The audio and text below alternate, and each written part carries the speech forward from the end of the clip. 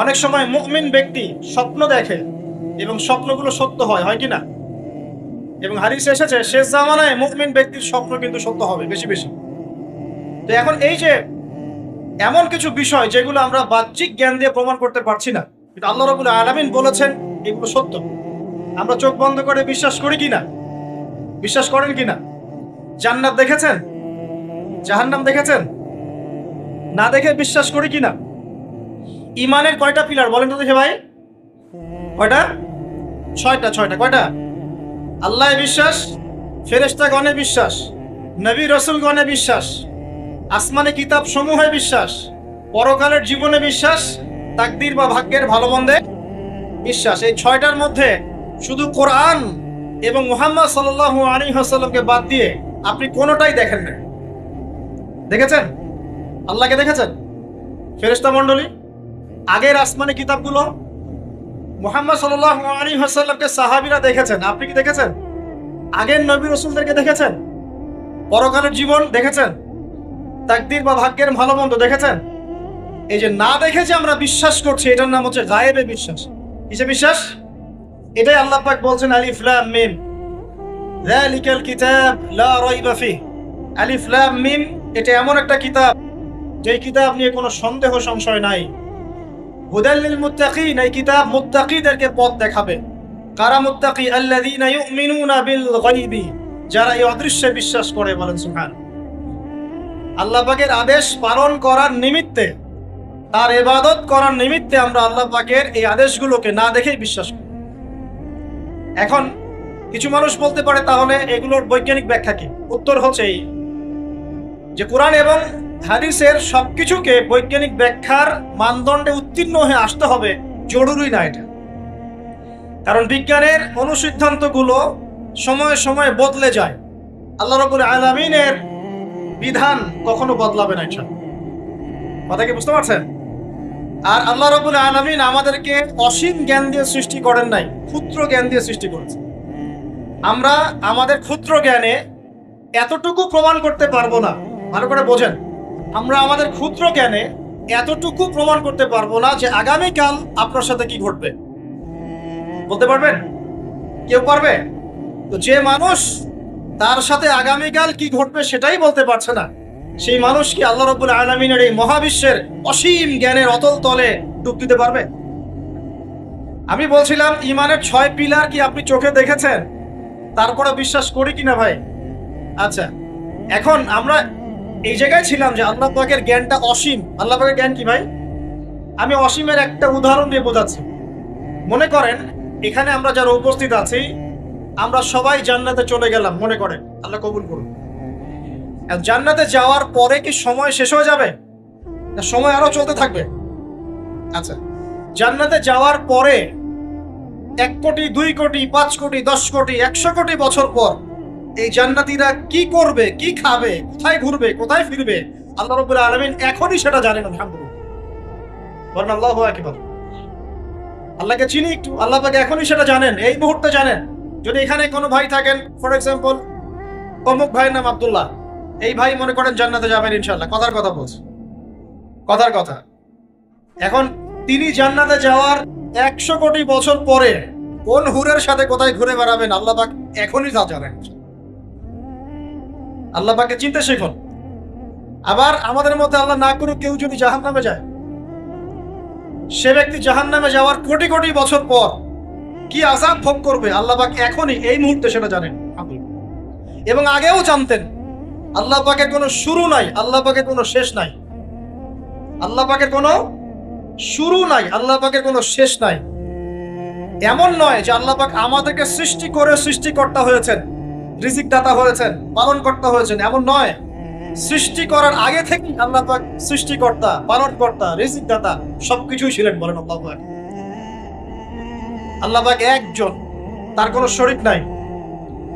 আল্লাহ রাব্বুল আলামিনের জ্ঞান অসীম। এটার উদাহরণ হাদিসে দেয়া হয়েছে এভাবে যে মুসা এবং খিদির আলাইহিস সালাম নৌকায় সফর করছেন, একটা পাখি এসে নদী থেকে 1 ফোঁটা পানি খেয়ে চলে গেল। তখন খিদির আলাইহিস সালাম বলছেন, হে মুসা, এই পাখিটা নদী থেকে যতটুকু পানি পান করতে পেরেছে, এই পানিটুকু হচ্ছে পুরো পৃথিবীর সমস্ত মাখলুকের জ্ঞান। আর এই পুরো নদীতে যত পানি আছে, এই সাগরে যত পানি আছে, এগুলো হলো আল্লাহ রাব্বুল আলামিনের জ্ঞান। আমি কি বুঝাতে পারছি ভাই? এখন সেই আল্লাহ রাব্বুল আলামিন যখন কোনো বিষয়কে সত্য বলবেন, সেটা সত্য কিনা আল্লাহ পাক এখন বলছেন, আমি জিন আর মানব জাতিকে শুধু আমার ইবাদত করার জন্য সৃষ্টি করেছি। তার মানে জিন সত্য কিনা? আচ্ছা, একটু বলে দেই, মানুষের মধ্যে যেমন ভালো মন্দ আছে, জিন জাতির মধ্যেও কি আছে? ভালো মন্দ আছে। দুষ্ট জিন মানুষের ক্ষতি করার চেষ্টা করে। কি করে ভাই? এবং দিন দিন কিন্তু এর প্রভাবটা বাড়ছে। তো এখান থেকে বাঁচার জন্য কিছু প্রোটেকশন আগে বলে দেই, তারপর সামনে যাই। প্রত্যেক দিন সকালে এবং সন্ধ্যায় 3 বার করে সূরা ইখলাস পড়বেন। কুল হুয়াল্লাহু আহাদ, আল্লাহুস সামাদ, লাম ইয়ালিদ ওয়া লাম ইউলাদ ওয়া লাম ইয়াকুল লাহু কুফুয়ান আহাদ। সকালে সন্ধ্যায় কয়বার? 3 বার। আর 3 বার পড়বেন সূরা ফালাক, কুল আউযু বিরাব্বিল ফালাক, এই সূরা। আর 3 বার পড়বেন সূরা নাস, কুল আউযু বিরাব্বিন নাস। এটা প্রত্যেক ফরজ নামাজের পর একবার করে পড়বেন আয়াতুল কুরসি। আয়াতুল কুরসি কোন সূরা আছে? কত নাম্বার আয়াত? মাশাআল্লাহ, 255। আল্লাহু লা ইলাহা ইল্লা হুয়াল হাইয়ুল কাইয়্যুম, এখান থেকে শেষ পর্যন্ত। আর কি করবেন? রাতের বেলা ঘুমানোর সময় পড়বেন সূরাতুল বাকারা এর শেষের 2টা বা 3টা আয়াত। লিল্লাহি মা ফিস সামাওয়াতি ওয়া মা ফিল আরদ, এখান থেকে ফানসুরনা আলাল কওমিল কাফিরিন পর্যন্ত। নবী সাল্লাল্লাহু আলাইহি ওয়াসাল্লাম বলেছেন, রাতের বেলা কেউ যদি সূরা বাকারার শেষের এই 2টা 3টা আয়াত পড়ে ঘুমায়, সারা রাত আপনি যদি ইবাদতে থাকতেন যে নেকি পেতেন, এটা পড়ে ঘুমানোর ফলে সেই নেকি পাবেন ইনশাআল্লাহ। এখন বলেন দেখি, কতজনের সূরা বাকারার শেষের 3টা আয়াত মুখস্থ আছে? মাশাআল্লাহ। এখন বলেন আমাকে, আল কোরআনের আলো ঘরে ঘরে কি জ্বলবে? বলেন। শোনেন, আমার কথা রাগ করেন না। আমরা তো সবাই চাই যে আল্লাহর কোরআন আল্লাহর জমিনে প্রতিষ্ঠা লাভ করুক, চাই কি না? তাহলে সবার আগে নিজের মধ্যে কোরআন কায়েম করতে হবে। কোথায়? আগে নিজের উপর কোরআন কায়েম করুন, নিজের উপর সুন্নাহ কায়েম করুন, নিজের উপর দিন কায়েম করুন, ইনশাআল্লাহ দিন ঘরে ঘরে পৌঁছে যাবে। প্রত্যেক ঘরের মানুষ এই নিয়াত করতে পারি কি ইনশাআল্লাহ যে আমরা সবাই কোরআন পড়া শিখবো ইনশাআল্লাহ, কোরআনের বাছাই করা কিছু আয়াত অন্তত মুখস্থ করবো ইনশাআল্লাহ।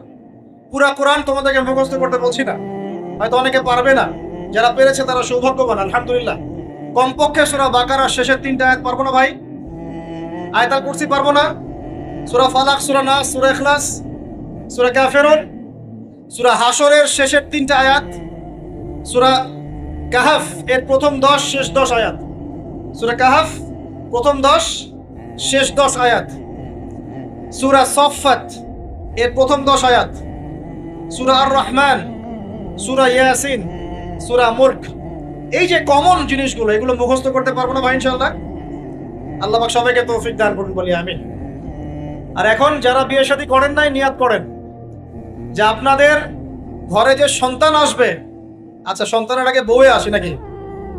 আচ্ছা, যারা বিয়ে শাদী করেন নাই নিয়াত করেন, দিনদার, মুত্তাকি, পরহেজগার, কোরআনওয়ালা মেয়ে ছাড়া বিয়ে করার দরকার নেই। বাস বাস বাস বাস বাস। শোনেন, এর মানে এই নয় যে খালি মাদ্রাসার মেয়েদেরকে বিয়ে করবেন, বরং এমন অনেক দিনী বোন আছেন আমাদের স্কুল কলেজ ইউনিভার্সিটিতে পড়েন, তারা অনেক বেশি দিন চর্চা করেন মাশাআল্লাহ।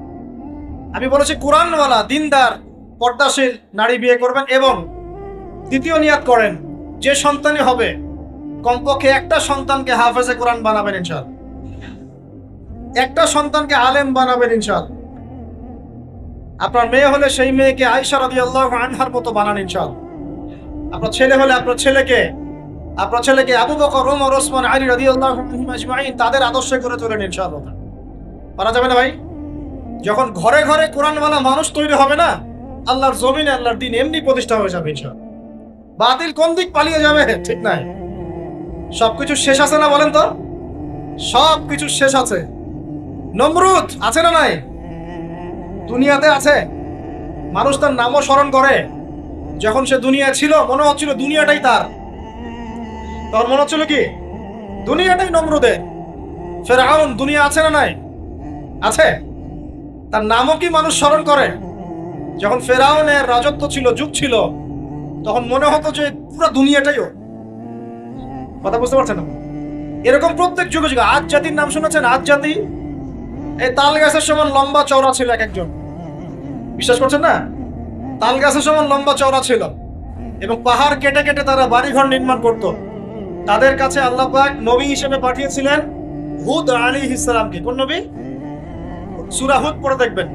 আপনি যদি কবিতা, সাহিত্য, ছন্দ এগুলো পছন্দ করেন তাহলে সূরা হুদ আপনার জন্য। সুবহানাল্লাহ।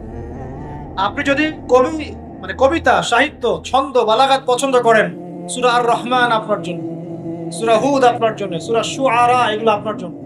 এত চমৎকার কাব্যিক বিন্যাস আছে, মানে কবিতার ছন্দে ছন্দে উপন্যাস ব্যাখ্যা করা হয়েছে। সুবহানাল্লাহ। মানুষ তো কোরআনকে মূল্যায়ন করে না। আমি লাস্ট জুমার খুতবার একটা লেকচারে বলেছিলাম, সূরা ইউসুফ, এই যে এখন সারা বিশ্বে অর্থনীতি নিয়ে যে কত কথা হচ্ছে, অর্থনৈতিক সংকট, এটা সেটা বলা হচ্ছে না, সবার ঘরে ঘরে এগুলো আলোচনা হয় তো, মাশাআল্লাহ। আপনি বিশ্বাস করেন সূরা ইউসুফের মাত্র 4টা আয়াতের মধ্যে আল্লাহ পাক এই পুরো বিশ্বের অর্থনৈতিক সমস্যার সমাধান দিয়ে দিয়েছেন। বলে দেব কি সমাধান? পরে বলছি। আগে আপনাদের এই পয়েন্টটা শেষ করি। ঘরে ঘরে কোরআনওয়ালা মানুষ তৈরি হবে তো ইনশাআল্লাহ। আল্লাহ কবুল করুন, বলি আমিন। কোরআনের এই বিশেষ সূরাগুলো মুখস্থ করতে পারবো তো ইনশাআল্লাহ ভাই? এগুলো নিয়মিত চর্চা করলে আপনাকে দুষ্ট জিন, জাদু, বদনজর এগুলো গ্রাস করবে না ইনশাআল্লাহ। আরেকটা বইয়ের নাম বলে দেই, বই কিনবেন। আমি যে প্রত্যেকটা লেকচারে একটা একটা করে 2টা করে বইয়ের নাম বলি, বইগুলো কিনবেন আল্লাহর রাস্তায়। আজকে শুধু একটা বইয়ের নাম বলবো না, আজকে আমি এমন একজন রাইটারের নাম বলে দিব যে রাইটারের সবগুলো বই বাসায় কিনবেন আপনারা ইনশাআল্লাহ। যদি আপনি এই রাইটারের, এই আলেমের সবগুলো বই বাসায় রাখতে পারেন এবং চর্চা করতে পারেন, ইনশাআল্লাহ আপনি সিরাতুল মুস্তাকিমেই থাকবেন ইনশাআল্লাহ। আমি আপনার জিম্মেদার হচ্ছি ইনশাআল্লাহ। যদি আপনি পথভ্রষ্ট না হয়ে যান, এই বইগুলোতে এত চমৎকার করে গাইডলাইন দেয়া আছে, আপনি ইনশাআল্লাহ সঠিক পথেই থাকবেন। নামটা বলে দিব, সবার প্রিয় আলেম, পুরো বিশ্বের, শুধু বাংলাদেশের নয়, অন্যতম একজন প্রিয় আলেম, বিদগ্ধ আলেমে দ্বীন আল্লামা মুফতি তকি উসমানী দামাত বারাকাতুহু। নাম শুনেছেন? এই নামটা শুনেছেন? আচ্ছা, তার অনেক বই আছে, প্রায় 200, 300, 400। সবগুলা বই বাসায় কিনবেন ইনশাআল্লাহ। ইবাদত নিয়ে বই আছে, মুআমালাত নিয়ে বই আছে, তাসাউফ নিয়ে বই আছে, জিকির নিয়ে বই আছে, অর্থনীতি নিয়ে বই আছে, ওয়ার্ল্ড অ্যাফেয়ার্স নিয়ে বই আছে, প্রতিটা সাবজেক্ট ধরে ধরে বই আছে। কোথায় পাবেন? এই তো অনলাইনে অনেক বুকশপ আছে না, এগুলোতে পাবেন। বাংলা বাজারে ঢাকায় পাবেন, এগুলো অনুবাদ হয়ে গেছে আলহামদুলিল্লাহ। এবং বাংলাদেশে অনেক স্টুডেন্ট আছে তার হাতে গড়া, তাদের ইলম, তাদের আমল, তাদের আখলাক দেখলে পরকালকে চেনা যায়। মাশাআল্লাহ। বই কিনতে পারবেন তো একটু ইনশাআল্লাহ? আরে ভাই, ইউনিভার্সিটির ক্যান্টিনে বসলেই তো 100 টাকা শেষ হয় আপনার। আর ক্যান্টিনে যদি বোরখাওয়ালা কাউকে নিয়ে বসেন তাহলে তো শেষ। এখন সহি প্রেম করে মানুষ। এক ভাই প্রশ্ন করেছে সেদিন, কালকেই, যে সে দিনের পথে ফিরে এসেছে কিন্তু তার গার্লফ্রেন্ডকে ভুলতে পারে না। তো বলছে, ভাই তাকে দাওয়াত দেওয়ার খাতিরে হলেও কি ফোনে কথা বলা যাবে? কি উত্তর দিব বলেন? আপনি পবিত্র হতে চাচ্ছেন কিনা? পবিত্র হতে চাচ্ছেন, পবিত্র পথে আসতে চাচ্ছেন, তাহলে অপবিত্র পথে আবার কেন ফিরে যাবেন? এগুলো কি হালাল না হারাম? আল্লাহ পাক বলেছেন, লা তাকরাবু জিনা, জিনার ধারের কাছেও যেও না, ধারের কাছেও যেও না। দেখেন, এই একই কথা আল্লাহ পাক আদম এবং হাওয়া আলাইহিস সালামকে এইরকম শব্দে বলেছিলেন, ওয়ালা তাকরাবা হাদিহিশ শাজারা, তোমরা এই গাছের ফল খেও না এমন নয়, তোমরা এই গাছের কাছেও যেও না। আমার কথা কি বুঝতে পারছেন? মানে এই বাস অতিক্রম করে এসো না এমন নয়, এই বাসের কাছেও বসবা না। বুঝতে পারছেন কথা? একই ভাবে আল্লাহ বলছেন, ওয়ালা তাকরাবু জিনা, তোমরা জিনা করো না এমন নয়, জিনার কাছেও। ফিজিক্যাল রিলেশন তো অনেক দূরের কথা, হারাম। আপনি ফোনেও কথা বলবেন, আল্লাহ পাক তৌফিক দান করেন। আপনি যদি পবিত্র থাকতে পারেন, ইনশাআল্লাহ তাআলা আল্লাহ পাক আপনাকে আপনার উপযুক্ত পাত্রী দিবেন ইনশাআল্লাহ। আর যদি আপনি পবিত্র থাকতে না পারেন, এমন হতে পারে হয়তো আপনি পবিত্র কাউকে পান নাই, হতে পারে কিনা? আচ্ছা প্রিয় ভাইয়েরা, বইটা কিনবেন। বইটার নাম, দোয়ার বইটার নাম হলো হিসনুল মুসলিম। কি নাম? হিসনুল মুসলিম। যদি কিনতে না পারেন, ওই যে প্লে স্টোরে ঢোকেন, প্লে স্টোরে ঢুকে দেখবেন যে একটা অ্যাপস আছে হিসনুল মুসলিম। এখানে যতগুলো দোয়া আছে সবগুলো দোয়া আগামী 1 বছরের মধ্যে মুখস্থ করবেন। রাজি আছেন কিনা? আর এখানে সকাল সন্ধ্যায় পড়ার জন্য কিছু দোয়া আছে, সকাল সন্ধ্যায় পড়ার। এই দোয়াগুলো আল্লাহর ওয়াস্তে মুখস্থ করুন, পারবেন ইনশাআল্লাহ। আল্লাহ তৌফিক দান করুন। আর একটা আমল বলে দিব, তারপর সামনে যাব। সেটা হলো 5 ওয়াক্ত নামাজ তো পড়েন মাশাআল্লাহ, নাকি? কারা কারা নামাজ 5 ওয়াক্ত পড়েন হাত তোলেন দেখি। আলহামদুলিল্লাহ, মাশাআল্লাহ, হাত নামান। আর যারা নামাজ পড়েন না তাদেরকে আমি একটা হাদিস শোনাবো, একটা হাদিস শুনবেন। নবী সাল্লাল্লাহু আলাইহি ওয়াসাল্লাম বলেছেন, قال النبي صلى الله عليه وسلم بين العبد وبين الكفر والشرك ترك الصلاة। আল্লাহ পাকের বান্দা আর একজন কাফের মুশরিকের মধ্যে পার্থক্যই হচ্ছে নামাজ। আল্লাহ পাকের বান্দা মানে মুমিন মুসলিম এবং একজন কাফের মুশরিকের মধ্যে পার্থক্য কি? মান তারাকা সালাতান মুতাআম্মিদান ফাকাদ বারিয়াত মিন যিম্মাতিল্লাহ। কেউ যদি ইচ্ছাকৃতভাবে তার উপর ফরজ নামাজকে ছেড়ে দেয়, সে যেন আল্লাহ পাকের জিম্মেদারি থেকে মুক্ত হয়ে গেল। অন্য হাদিসে আছে, মান তারাকা সালাতান মুতাআম্মিদান ফাকাদ কাফার। কেউ যদি ইচ্ছা করে নামাজ ছেড়ে দেয়, সে ব্যক্তি কুফরি করলো। বলি নাউজুবিল্লাহ। আমরা কি কুফরি করতে চাই নাকি ভাই? নামাজের কথা বলেছি, 5 ওয়াক্ত নামাজ কারা কারা পড়েন না হাত তুলেন এবার। আচ্ছা, লজ্জার কিছু নাই। এখন আমার সাথে তওবা করেন, আমার সাথে তওবা করেন। বলেন, আস্তাগফিরুল্লাহ আল্লাযী লা ইলাহা ইল্লা হুয়াল হাইয়ুল কাইয়্যুম ওয়া আতুবু ইলাইহি। আল্লাহর কাছে সাক্ষী রেখে বলেন, আল্লাহ, আমি জীবনে যত রাকাত নামাজ ছেড়ে দিয়েছি এর জন্য আমাকে মাফ করে দাও। ইনশাআল্লাহ আগামী জীবনে আমি বিনা ওজরে 1 ওয়াক্ত নামাজও বাদ দিব না ইনশাআল্লাহ। রাজি আছেন ইনশাআল্লাহ? বাস এই একটা নসিহত যদি আজকে আপনারা আমল করতে পারেন, ইনশাআল্লাহ আজকের মাহফিল সফল করা যাবে। আর বই কিনতে বললাম, 1 নাম্বার কোন বই বলেন? হিসনুল। আর কোন আলেমের নাম বলেছে? আল্লামা, জুড়ে বলেন। তার অনেকগুলো বই আছে, কেনার চেষ্টা করবেন তো ইনশাআল্লাহ। আল্লাহ পাক তৌফিক এনায়েত করুন, বলি আমিন। তাহলে আমরা সূরা যারিয়াতের 56 নম্বর আয়াতে কি শিখেছি ভাই? আল্লাহ রাব্বুল আলামিন আমাদেরকে সৃষ্টি করেছেন কেন? তার ইবাদত করার জন্য আছে। এখন আমাকে বলেন যে আল্লাহ পাকের ইবাদত করার জন্য আল্লাহ পাক এই দুনিয়াতে আমাদেরকে কত বছর সময় দিয়েছেন? বলেন দেখি। সর্বোচ্চ কত হবে? সর্বোচ্চ 60, 70, 100 হতে পারে। এই তো। আমরা কি চিরস্থায়ী থাকবো এখানে না চলে যাব? আচ্ছা, দুনিয়ার জীবনটা তাহলে কি? আল্লাহ পাক বলছেন, আল্লাযী খালাকাল মাউতা ওয়াল হায়াতা লিয়াবলুয়াকুম আইয়ুকুম আহসানু আমালা। আল্লাহ পাক জীবন মৃত্যু সৃষ্টি করেছেন কেন? আল্লাহ পাক পরীক্ষা করার জন্য যে এই দুনিয়ার জীবনে আমলে কে শ্রেষ্ঠ, আমলে কে শ্রেষ্ঠ। দুনিয়ার জীবনে আসার উদ্দেশ্য পেয়েছি আল্লাহর ইবাদত করা। এখন পেলাম আল্লাহ জীবন মৃত্যু কেন সৃষ্টি করেছেন? আমলে পরীক্ষা করার জন্য যে কে শ্রেষ্ঠ হচ্ছে। আমাদের উদ্দেশ্য কি? আমাদের উদ্দেশ্য হচ্ছে পুলসিরাত পার হয়ে জান্নাতে যাওয়া। উদ্দেশ্য কি? পুলসিরাত পার হয়ে জান্নাতে যাওয়া। সূরা আলে ইমরানের 185 নম্বর আয়াতে আল্লাহ পাক বলেছেন, কুল্লু নাফসিন যায়িকাতুল মাউত।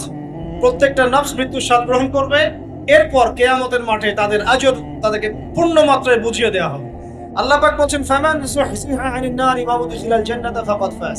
ওই দিন যে ব্যক্তিকে জাহান্নাম থেকে বাঁচানো হবে এবং জান্নাতে প্রবেশ করানো হবে, সেই ব্যক্তি হচ্ছে সফল। কথা ঠিক কি না? তাহলে উদ্দেশ্য পেলাম তো, আমাদের গন্তব্য পেলাম তো। আমাদের গন্তব্য কি তাহলে? জান্নাত। এখন এই দুনিয়ার জীবনে আমরা সর্বোচ্চ হয়তো 100 বছর বাঁচবো, আল্লাহ ভালো জানেন, তাই তো? এই দুনিয়ার জীবনের এই হায়াতের সবচেয়ে ইম্পর্টেন্ট টাইমটা কোনটা বলেন? সবচেয়ে ইম্পর্টেন্ট টাইম কোনটা?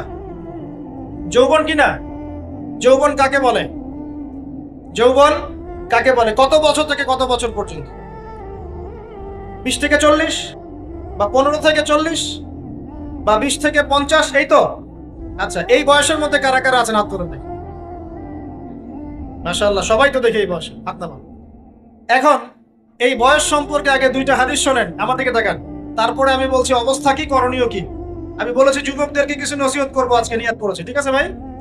আচ্ছা, যুবকদের সম্পর্কে প্রথম হাদিস রাসূল সাল্লাল্লাহু আলাইহি ওয়াসাল্লাম বলেছেন, কিয়ামতের মাঠে মানুষ যখন উঠবে, আমরা উঠবো কিনা? আচ্ছা, নাকি উঠবো না? যারা আগুনে পুড়ে গেছে তারা উঠবে কিনা? যারা পানিতে ডুবে গেছে, যাদের লাশও খুঁজে পাওয়া যায় নাই, উঠবে কিনা? উঠবে। আচ্ছা, যখন মানুষ উঠবে তখন তাকে 5টা প্রশ্ন করা হবে। কয়টা ভাই? এই 5টা প্রশ্নের আগে সে তার পা সামনেও ফেলতে পারবে না, পিছনেও ফেলতে পারবে না। আমরা কি একটু চিন্তা করতে পারছি কত ভয়ঙ্কর হবে বিষয়টা? এই সামান্য গরমে আমাদের অবস্থা খারাপ, সূর্য সেদিন সামনে নিচে, আর মানুষ উঠে দাঁড়িয়ে আছে। তাদেরকে 5টা প্রশ্ন করা হবে। যতক্ষণ পর্যন্ত প্রশ্নের উত্তর দিতে পারছে না, সামনেও যেতে পারবে না, পিছনেও আসতে পারবে না, পা নড়াতে পারবে না। 1, তোমার পুরো জীবনটা তুমি কোন কাজে ব্যয় করেছো? উত্তর কি রেডি আছে আমাদের কাছে? আমরা কি বলতে পারবো, হে আল্লাহ, আমরা আমাদের পুরো জীবন তোমার ইবাদত করে কাটিয়েছি? 2, তোমার যৌবন স্পেশালি তুমি কোন কাজে ব্যয় করেছো? তোমার যৌবন তুমি স্পেশালি কোন কাজে ব্যয় করেছো? যুবকরা কি উত্তর দেওয়ার জন্য প্রস্তুত আছে যে আমাদের যৌবন আমরা আল্লাহর পথে কাটিয়েছি? সবাই কি বলতে পারবো? 3 নাম্বার, তোমার রিজিকের উৎস কি ছিল? কোন পথে সম্পদ অর্জন করেছো? 4 নাম্বার, কোন পথে সম্পদ ব্যয় করেছো? কোন কোন খাতে সম্পদ ব্যয় করেছো? আমরা কি আমাদের আয় এবং ব্যয়ের হিসাব দেওয়ার জন্য প্রস্তুত? 5, তোমাকে আমি যে জ্ঞান দিয়েছিলাম সেই জ্ঞান অনুযায়ী আমল করেছো কিনা? আল্লাহ পাক আমাকে আপনাদের সবাইকে তৌফিক দান করুন, জানা অনুযায়ী আমল করার তৌফিক দান করুন। এই 5টা প্রশ্নের মধ্যে যৌবন কাল ইম্পর্টেন্ট কিনা ভাই? গুরুত্বপূর্ণ কিনা? মাথায় রাখি। সামনে একটা হাদিস শুনো। রাসূল সাল্লাল্লাহু আলাইহি সাল্লাম বলছেন, এই কিয়ামতের মাঠেই 7 শ্রেণীর মানুষকে আল্লাহ পাক বিশেষ মেহমানদারির ব্যবস্থা করবেন, আরশের ছায়ায় ছায়া দিবেন ইনশাআল্লাহ। কোথায় ছায়া দিবেন? ওই দিন এই ছায়া ছাড়া অন্য কোনো ছায়া থাকবে না। নবী সাল্লাল্লাহু আলাইহি ওয়াসাল্লাম বলছেন, তার মধ্যে প্রথম শ্রেণী হচ্ছে ইমামুন আদিল, ন্যায়পরায়ণ শাসক। ন্যায়পরায়ণ, আচ্ছা, ন্যায়পরায়ণ শাসকের একটা এক্সাম্পল দেই। মক্কার জাহেলি যুগে সাহাবীরা ঈমান নিয়ে এসেছেন, বাস তাদের উপর নির্মম নির্যাতন শুরু হয়ে গেছে। আবু জেহেল, আবু লাহাব, উতবা, শাইবা। তখন সাহাবীরা আল্লাহ রাসূলের কাছে এসে বলছেন, ইয়া রাসূলুল্লাহ, আপনি একটু বদদুয়া করেন, তাদের উপর বদদুয়া করেন, আমরা তো আর পারছি না। নবী সাল্লাল্লাহু আলাইহি ওয়াসাল্লাম বললেন, তোমরা মক্কা থেকে হিজরত করে হাবাসায় চলে যাও। কোথায়? হাবাসা। হাবাসা মানে হচ্ছে আবিসিনিয়া। আবিসিনিয়া মানে এখনকার ইথিওপিয়া, ইরিত্রিয়া। নাম শুনেছেন কি? বিশেষ কোচিং তো করছেন অনেকে। আফ্রিকা মহাদেশের একটা ছোট্ট দেশ ইরিত্রিয়া, ওখানে চলে যাও। তখন বলেছিলেন তিনি হাবাসায় চলে যাও। সাহাবীরা জিজ্ঞাসা করছেন, হাবাসায় কেন? নবী সাল্লাল্লাহু আলাইহি ওয়াসাল্লাম বলছেন, সেখানে একজন খ্রিস্টান ন্যায়পরায়ণ শাসক আছেন, যার রাজ্যে কেউ জুলুমের শিকার হয় না। কি বললাম বলেন তো? হাবাসা কে আছেন? একজন মুসলিম না খ্রিস্টান? খ্রিস্টান ন্যায়পরায়ণ শাসক আছেন, যার রাজ্যে কেউ জুলুমের শিকার, মুসলমান নন এমন একজন শাসকের প্রশংসা করে আমাদের নবীজি বললেন, তার রাজ্যে কেউ জুলুমের শিকার। সুবহানাল্লাহ। সাহাবীরা সেখানে হিজরত করলেন। নেতৃত্ব দিয়েছেন জাফর বিন আবি তালেব রাদিয়াল্লাহু আনহু। সেই সাহাবী বাদশা নাজাশী, তার নাম ছিল বাদশা নাজাশী, তার সামনে দাঁড়িয়ে সূরা মারিয়াম তেলাওয়াত করেছিলেন। ওই সূরা মারিয়ামে ইয়াহইয়া, জাকারিয়া, ঈসা, তার মা, এই গল্প ঘটনাগুলো আছে। এই সূরার তেলাওয়াত শুনে বাদশা নাজাশীর চোখ দিয়ে পানি পড়তে পড়তে দাড়ি ভিজে গিয়েছে। শেষে তিনি ঈমান নিয়ে আসেন, মুসলমান হন, আলহামদুলিল্লাহ। আমাদের নবীজি তার জানাজার নামাজ পড়েছিলেন। আমাদের নবীজি তার গায়েবানা জানাজার নামাজও পড়েছেন। বলেন সুবহানাল্লাহ। এখানে একটা পয়েন্ট খালি বলতে চাই, একজন অমুসলিম শাসক সম্পর্কে আমাদের নবীজি মন্তব্য করেছিলেন, তার রাজ্যে কেউ জুলুমের শিকার হয় না। আর আজকের দিনে সারা বিশ্বের কোন কোন ক্ষেত্রে মুসলিম শাসকদের ব্যাপারেও এই কথা বলা যায় না যে তার রাজ্যে কেউ জুলুমের শিকার হয়। আল্লাহ পাক বলছেন, আরশের ছায়া আমি ছায়া দিব 7 শ্রেণীর মানুষকে। কয় শ্রেণী? তার মধ্যে প্রথম শ্রেণী হচ্ছে ইমামুন আদিল, ন্যায়পরায়ণ শাসক। আল্লাহ পাক আমাদের সমস্ত শাসকদেরকে ন্যায়পরায়ণ হওয়ার তৌফিক দান। 2 নাম্বার, সেই যুবককে আমি সেখানে আশ্রয় দিব যেই যুবক তার যৌবন কালটা আল্লাহর পথে কাটিয়ে দিয়েছে। এবার কি হাদিসটা আপনি পেয়েছেন? এর আগের হাদিস কি শুনলেন? পা নড়াতে পারবেন না যতক্ষণ পর্যন্ত এই প্রশ্নের উত্তর না দিচ্ছেন যৌবনকাল কোন পথে ব্যয় করেছেন। এখন যদি আল্লাহর পথে ব্যয় করেন তাহলে আরো সে ছায়া ছায়া পাচ্ছেন আলহামদুলিল্লাহ। বাকিগুলো কারা কারা একটু বলে দেই। 3 নম্বর হচ্ছে সেই ব্যক্তি যে একজন আরেকজনকে মহব্বত করে, এক ব্যক্তি আরেক ব্যক্তিকে মহব্বত করে শুধুমাত্র আল্লাহর সন্তুষ্টির জন্য। কথা কি বুঝতে পারছেন? এই মহব্বত আবার এই ছেলে মেয়ের ফ্রি মিক্সিং না। কথা বুঝতে পারেনি? দিনের খাতিরে মহব্বত, আল্লাহর জন্য মহব্বত, আল্লাহর জন্য। 4 নম্বর এমন ব্যক্তি যে এত গোপনে দান করে যে তার বাম হাত জানে না ডান হাত কি দান করেছে। আমরা তো এখন 1 টাকা দান করলে 100 টাকা ফুটাই। ফেসবুক আছে, মারাত্মক একটা জিনিস ফেসবুক, মানে এটা মানুষকে আর মানুষ রাখে নাই। যে ব্যক্তি ফেসবুকে আসক্ত তার সাথে কথাবার্তা বলা, লেনদেন, চলাফেরা খুব ডিফিকাল্ট। মানে কি বোঝেন আগে কথাটা? কেন ডিফিকাল্ট? কারণ সে এত বেশি আসক্ত এখানে যে পান থেকে চুন খসলে সে আপনাকে পাবলিকলি ধুয়ে রেখে দিবে। কিছু হইলে আপনাকে ফেসবুকে টেনে নিয়ে আসবে, ফেসবুকে সবাইকে বলবে উনি আমার সাথে এই কাজ করছেন। আপনি বলারও টাইম পাবেন না যে আপনি নির্দোষ। তো খুব মুশকিল না এগুলা। আল্লাহ মাফ করুক আমাদেরকে। এমন ভাবে দান করে যে বাম হাত জানে না ডান হাত কি দান করছে। 5 নম্বর এমন ব্যক্তি যে এটা যুবক, এটাও যুবক, যাকে কোনো সুন্দরী নারী আহ্বান করছে জিনার জন্য, সুন্দরী উচ্চ বংশের নারী, যে আসো আমার সাথে জিনা করো। ওই যে ইউসুফ আলাইহিস সালামের মতো, মনে আছে? ইউসুফ আলাইহিস সালামের ঘটনা মনে আছে? আচ্ছা, কিন্তু সেই যুবক বলে, সেই ব্যক্তি বলে ইন্নী আখাফুল্লাহ, আমি আল্লাহকে ভয় করি, আমি তোমার সাথে খারাপ কাজ করতে পারবো। এরকম ছেলে এবং এরকম মেয়ে এখন সমাজে খুঁজে পাওয়া যায় হাতে গোনা, হাতে গোনা। আপনি অনলাইন ঘাটাঘাটি করেন, গুগল করেন, ক্রস চেক করেন, দেখবেন বাংলাদেশের 25 বছরের কম বয়সী ছেলে আর মেয়েদের জেনার হার কত আপনি বের করে দেন। 25 বছরের কম যে যুব সমাজ আমাদের সামনে আছে তাদের মধ্যে কত পার্সেন্ট যুবক এখন পর্যন্ত ফিজিক্যাল সম্পর্ক করেনি কারোর সাথে, আপনি খুঁজে বের করতে পারবেন। শুধু ছেলেদের ক্ষেত্রে এটা নয়, মেয়েদের ক্ষেত্রেও আছে। এই যে অনার্স লাইফ পার করার আগেই বহু মেয়ে সতীত্ব নষ্ট করে ফেলছে, বহু ছেলে সতীত্ব নষ্ট করে ফেলছে। কথাগুলো কি রাগ করছেন? আমি আপনাদের ভাই এবং আমি আপনাদেরকে মহব্বত করি। আমরা জেনার পথে যাব না, আমরা হালাল সম্পর্কে থাকবো ইনশাআল্লাহ। যখন আপনি জেনায় চলে যাবেন আপনার কলব থেকে আল্লাহ নূর নষ্ট হয়ে যাবে। এটা এমন একটা পাপ যেটা করার পর মানুষ আল্লাহর সামনে মাথা তুলে দাঁড়াতে পারে না, লজ্জায় চোখ নেমে যায়, ইবাদতে স্বাদ পায় না। যখন হারাম সম্পর্কে, ফ্রি মিক্সিং, এগুলোতে মানুষ থাকে, ইবাদতে মানুষ স্বাদ পায় না।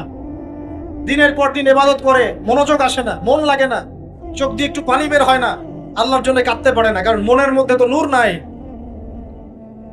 আর যখন একটা মেয়ে বেপরদায় থাকে, অনেক ইবাদত করবেও তার এই বেপরদায় থাকার কারণে সমাজের বহু মানুষের চোখের জেনা হয়ে যায়। এতে করে ওই সব মানুষের পাপের ফল এই মেয়েটাকে ভোগ করতে হয়। এবং মানুষের চোখের বদনজর লাগে, ওই মেয়ে অসুস্থ হয়ে পড়ে মানসিকভাবে, শারীরিকভাবে। আমি আমাদের যুবক ভাই এবং যুবক বোনদের, যুবতীদের বোনদেরকে রিকোয়েস্ট করব, আল্লাহর ওয়াস্তে চরিত্রটাকে পবিত্র রাখার চেষ্টা করুন। আল্লাহ পাক তৌফিক দান করবেন। এই যুবককে আল্লাহ পাক আরশের ছায়া ছায়া দিবেন যে একটা মেয়েকে পেয়েও আল্লাহর ভয় তাকে ভোগ করে না। আল্লাহ পাক এরকম যুবক ঘরে ঘরে তৈরি করুন। তাহলে কি করবেন ভাই? হালাল উপার্জনের ব্যবস্থা করবেন, ব্যাস সরাসরি বিয়ে করে ফেলবেন। পরিবারকে বোঝানোর চেষ্টা করবেন, না বুঝলে আন্দোলন শুরু করবেন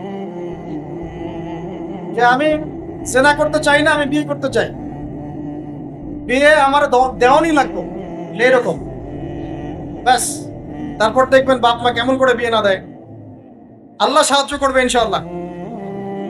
আল্লাহ আমাদের যুবক ভাইদেরকে চরিত্র হেফাজত করার স্বার্থে বিয়েকে সহজ করে দিন। আবার কাউরে নিয়ে পালায় যায় না, ওই কাজ করতে যায় না কিন্তু আবার, ঠিক আছে? কারণ এভাবে কোর্টে গিয়েও যদি একটা মেয়ে বিয়ে করে, এই বিয়ের জায়েজ না জায়েজ নিয়ে অনেক কথা আছে। অতএব এইসব ঝুঁকির মধ্যে যাবেন না, বাসায় বোঝানোর চেষ্টা করবেন। আরেক শ্রেণীর ব্যক্তি আছে যাদেরকে আল্লাহ পাক আরশের ছায়া ছায়া দিবেন। তারা কারা? যারা গোপনে আল্লাহকে স্মরণ করে কাঁদতে পারে। এখন এই দুটো হাদিসের মধ্যে যুবকদের অবস্থান কি পেয়েছেন? আচ্ছা, আরেকটা শোনাই এবার। নবী সাল্লাল্লাহু আলাইহি ওয়াসাল্লাম বলেছেন 5টা জিনিস আসার আগেই 5টা বিষয়কে মূল্যায়ন কর। 1, তোমার বার্ধক্য আসার আগেই তোমার যৌবনকে মূল্যায়ন করো। যৌবনের গুরুত্ব পেলেন তো এবার? তোমার মৌত আসার আগেই তোমার জীবনকে মূল্যায়ন করো। অসচ্ছলতা আসার আগেই সচ্ছলতাকে মূল্যায়ন করো। অসুস্থতা আসার আগেই সুস্থতাকে মূল্যায়ন করো। এবং এই যে কথাটা বললাম যে তোমার বার্ধক্য আসার আগেই যৌবনকালটাকে মূল্যায়ন করো। এই হাদিসগুলোর মধ্যে আমরা সংক্ষিপ্ত পরিসরে যৌবনকালের গুরুত্ব পাচ্ছি কিনা ভাই? এখন এই যৌবনকালটা আমাদের কাটানো উচিত আল্লাহ পাকের ইবাদতের মধ্য দিয়ে। এই যৌবনকালটা আমাদের কাটানো উচিত কয়েকটা বিষয়ের মধ্য দিয়ে। তার মধ্যে আমি 10টা পয়েন্ট আপনাকে বলবো। কয়টা ভাই? 10টা। এক, এই যৌবনকালে সবার আগে আমাদের কর্তব্য হচ্ছে দ্বীনের ইলম অর্জন করা। কি করা ভাই? দ্বীনের ইলম অর্জন বলতে আমি কি বোঝাচ্ছি? দ্বীনি ইলম অর্জন বলতে আপনাকে আমি বোঝাচ্ছি যে কমপক্ষে কোরআনটুকু তেলাওয়াত করতে শিখুন, হাদিসগুলো পড়তে শিখুন, ইসলামী বইপত্র পড়াশোনা করুন, পাশাপাশি জেনারেল সাবজেক্টগুলো পড়াশোনা করুন। এদিকে আপনি এগিয়ে যান, এদিকেও এগিয়ে যান, দুই দিকে আগাতে থাকেন। এর পাশাপাশি বরেণ্য ওলামায়ে কেরামদের সোহবতে থাকার চেষ্টা করেন। যারা রিনাউন্ড এবং বরেণ্য ওলামায়ে কেরাম, তাদের সোহবতে থাকার চেষ্টা করেন। ইলম অর্জনের অনেক ধাপ আছে। শুরু করেন কোরআন তেলাওয়াত দিয়ে, তারপরে আস্তে আস্তে হাদিসে যান, কোরআনের তাফসীরে যান, ইতিহাস পড়েন, ইসলামের ইতিহাস পড়েন, ইসলামিক অর্থনীতি পড়েন, রাসূলের জীবনী সিরাত পড়ে দেখেন, ইসলামিক ফিকহের বইগুলো পড়ে দেখেন। আস্তে আস্তে গ্র্যাজুয়ালি আপনি সামনে যান। এই সিলেবাসটা আপনি কোত্থেকে পাবেন? এই সিলেবাসটা দেখবেন প্রত্যেক জেলায় জেলায় বরেণ্য কওমি ওলামায়ে কেরাম আছেন না, তাদের সাথে পরামর্শ করবেন, আপনাকে সুন্দর সিলেবাস করে দেবে ইনশাআল্লাহ। এইভাবে আপনি পড়াশোনা করবেন এবং ওস্তাদের সাথে থেকে পড়াশোনা করবেন। একা একা সবকিছু করা যায়? একা একা সবকিছু করা যায় না। একটা সিলসিলা লাগে, একটা ওস্তাদের সোহবত লাগে নাকি? একা একা কি কোরআন সুন্নাহ সব বুঝে ফেলতে পারবেন আপনি? তাই মনে হয়? কখনোই না। অতএব বরেণ্য আলেমদের সোহবতও লাগবে, আবার আপনার চেষ্টাও লাগবে। আল্লাহ পাক তৌফিক দান করেন। এই যৌবনকালের প্রথম কাজ কি ভাই? ইলম অর্জন করা। 2 নাম্বার, এই যৌবনকালে আমরা যে পরিমাণ ফিজিক্যালি ফিট থাকি, শরীরে শক্তি থাকে, উদ্যম থাকে, আমাদের বয়সটা 40-50 হয়ে গেলে সেটা থাকবে না। থাকবে? অতএব এই যৌবনকালে বেশি বেশি ইবাদত করতে থাকেন। আল্লাহ পাক তৌফিক দান। এই যৌবনকালে 5 ওয়াক্ত নামাজ তো পড়বেনই, এর পাশাপাশি নফল নামাজগুলো পড়ার চেষ্টা করুন। এর পাশাপাশি আপনি চেষ্টা করবেন তাহাজ্জুদের ওয়াক্তে একটু নামাজ পড়ার জন্য, কমপক্ষে 2 রাকাত, কমপক্ষে 2 রাকাত, অ্যাটলিস্ট 2 রাকাত নামাজ তাহাজ্জুদের সময় পড়ার চেষ্টা করি। আল্লাহ আমাকে তৌফিক দিক, আপনাদের সবাইকে তৌফিক দান। ওই সময় আপনি যে দোয়াই করবেন আল্লাহর কাছে কবুল হবে ইনশাআল্লাহ। যে দোয়াই করবেন আল্লাহ কবুল করবেন ইনশাআল্লাহ। যদি আপনার রিজিকটা কি হয়? হালাল হয়। হারাম রিজিক দিয়ে ইবাদত কবুল হয়? হারাম রিজিকের দোয়া কবুল হয়? কবুল হয় না। 3 নাম্বার, এই যৌবনকালে আমরা রাসূলের সুন্নতের উপর বেশি আমল করবো ইনশাআল্লাহ। করা যাবে ইনশাআল্লাহ? তাহলে নিয়াত করতে পারি যে ইনশাআল্লাহ চেহারাগুলো পরিবর্তন হবে। চেহারা পরিবর্তন মানে কি? হ্যাঁ, রাখা যাবে না? এখনো গজায় নাই। প্রত্যেক সপ্তাহে আপনাকে নবীর সুন্নতের উপর এরকম করে কুরবানি এবং জবাই করতে কে বলেছে? নবী সাল্লাল্লাহু আলাইহি ওয়াসাল্লামের সুন্নতকে জবাই করাটা কি ভালো কাজ? হ্যাঁ বলেন তো। আমরা তো এমন অনেক নাপিত ভাইদেরকে চিনি যারা এই ধরনের বক্তব্যগুলো শুনে আলহামদুলিল্লাহ জীবন পরিবর্তন করেছেন। তার দোকানে লিখে দিয়েছেন এখানে চুল কাটা হয়, দাড়ি শেভ করা হয় না।